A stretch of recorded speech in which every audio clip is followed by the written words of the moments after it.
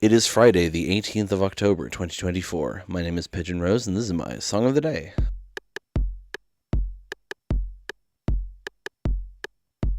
Today we're talking about The Only Exception by Paramore. Now, I don't know a lot of songs by Paramore. I've always wanted to get into them, but it just hasn't happened. I've listened to their first album, and then other than that, I've just heard a bunch of random songs. But I've generally liked all the songs I've heard. Misery Business is great fun, despite Haley's kind of regret around the topic, and I understand that. I'm not shaming that at all, but it's a fun song. But, I mean, they're one of those bands that would play on music channels when I was younger, and I didn't like them. I would just skip past them, but then I hear them later in life and I'm like, oh man, these are really good actually. I should get into these guys, and I just never have. But the only exception I was shown, who did show me that song? I think it was my ex who showed it to me. I can't actually remember. But I remember that it was around 2017, 18-ish time, and I associated it with a particular person that I dated for various reasons. We'll talk more about that when we actually listen to it. But what's interesting about this, I think I've said this on the show before, I don't know. Often for me, bands that are known to be loud, my favorite song by them, or one of my favorite songs by them, will be one of their quieter songs. And this isn't a quiet song as such, but it's more like slow, laid back-ish than their other stuff. You know, they're known for their faster, louder, pop-punkier sort of stuff. Oh, well, I mean, now they do more kind of new wave synthy stuff as well. But this song is like a slow ballad, and it still gets loud and rocky, but, you know, it's relatively different to their other stuff. And I really like it. It is one of my favorites of theirs. Now, the band don't like it as much anymore, and we'll get into why when we talk about what it's about, or what the intention was when writing it. But first, let's listen to it and then come back in a few minutes and talk about it.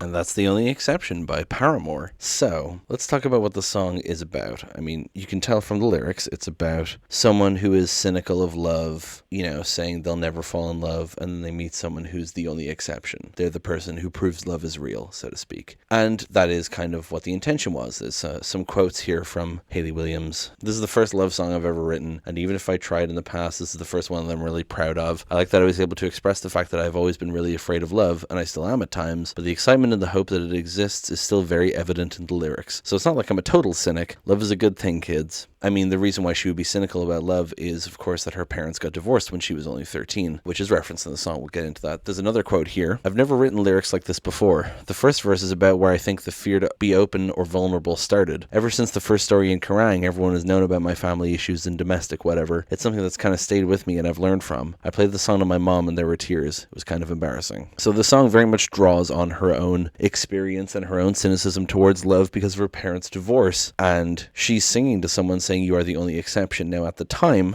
she was dating Chad Gilbert, the lead singer of New Found Glory. They were dating for a long time. They got married, and then they separated because it turns out he had been cheating on her. I don't know a lot of the details, but I do know that it was a messy divorce. He cheated on her. They got divorced, whatever. And she has written songs about this. That's kind of the reason why Haley Williams is not proud of this song very much anymore. They still occasionally play it live, but there was a long time when they didn't, because this song is about like how you're the proof that love exists for me, and then that guy went on and cheated on her, which is really sad. I still love it as a song. Conceptually, I still love what the actual song is. It's just sad to know that that specific relationship didn't work out. But let's go through the lyrics, shall we? When I was younger, I saw my daddy cry and curse at the wind. He broke his own heart and I watched as he tried to reassemble it. And my mama swore that she would never let herself forget. And that was the day that I promised I'd never sing of love if it does not exist. But darling, you are the only exception. You are the only exception. You are the only exception. You are the only exception. So, exactly what I was saying. It's about her parents getting divorced, you know, having their arguments, cry and curse of the wind. He broke his own heart and I watched as he tried to reassemble it. Like just all these. This relationship falling apart and trying to fix things, but just not happening. My mama swore that she would never let herself forget. I promised I'd never sing of love if it does not exist. So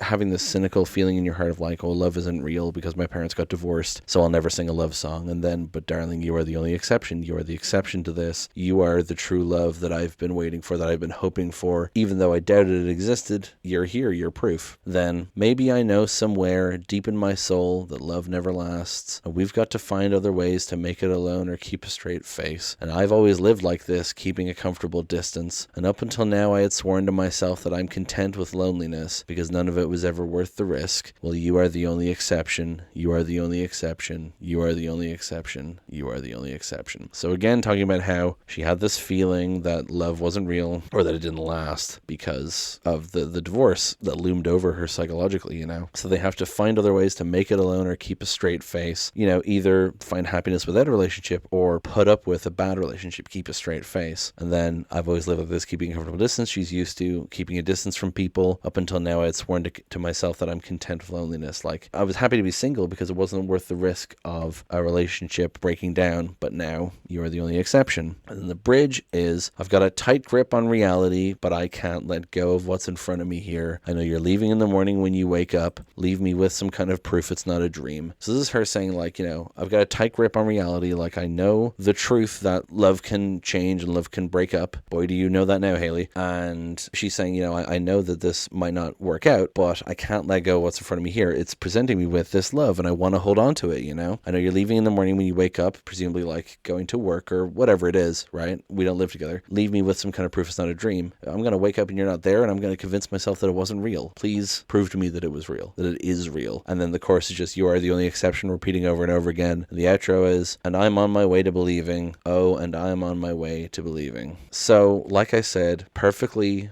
discusses its theme. Really interesting lyrics. Very personal for Haley. Unfortunately, very sad considering the actual, how the situation actually turned out. She is in a happy relationship now, by the way. She's dating one of the other members of the band, Taylor York. So there is a happy ending, but anyway. I kind of associated this with someone I dated at one point because, as I've mentioned before, I identify as asexual. And I dated someone who, for some reason, was like the only person to trigger actual sexual attraction, which was just not something for me really most of the time. And so they were the only exception in a different way, but that's just something that I then began to associate with them in other ways as well, you know. Anyway, we also broke up, so I suppose it's fitting that I would that I would associate this song with them. Oh well. There's also a music video, which her dad is actually in, by the way. Do I have anything else to say? I really like the music of it. It starts off with that acoustic guitar and like a clean guitar as well. And then the second verse, you get like a tambourine and bass. And then when it gets into the second chorus, you get the drums coming in, and it's a big explosion on the bridge of, you know, I got a tight grip on reality, but I can't. Like, I love how it's a slow downbeat ballad, but it's still belts out in the bridge. I mean, that's what a bridge is for, right? That's where you hit your peak. And then it gets quiet again for the final chorus. I love how the song sounds so much. There's still a little snare, too. A lot of it is toms and shit. Love that shit.